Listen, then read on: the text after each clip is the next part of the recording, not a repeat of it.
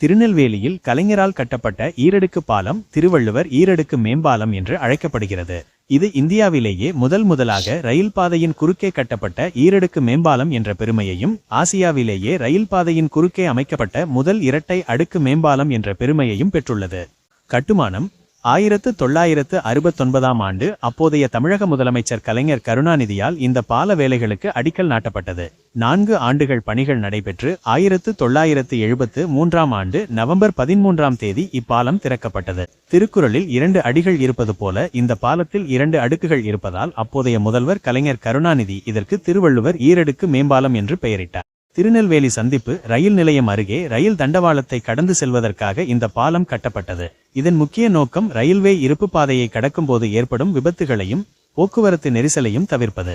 இது 800 மீட்டர் நீளமும் 8 மீட்டர் அகலமும் கொண்டது. 25 குறுக்கு தூண்கள் இந்த பாலத்தை தாங்கி நிற்கின்றன. மேல் அடுக்கில் பேருந்துகள், கனரக வாகனங்கள் போன்ற பெரிய ரக வாகனங்களும், கீழடுக்கில் சைக்கிள், இருசக்கர வாகனம் போன்ற இலகு ரக வாகனங்களும் செல்லும் வகையில் அமைக்கப்பட்டுள்ளது.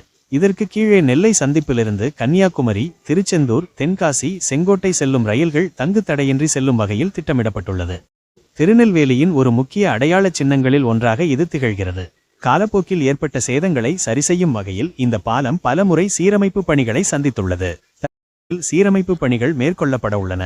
இது நெல்லையின் வரலாற்றில் ஒரு முக்கியமான அங்கம் வகிக்கும் ஒரு கட்டடமாகும்.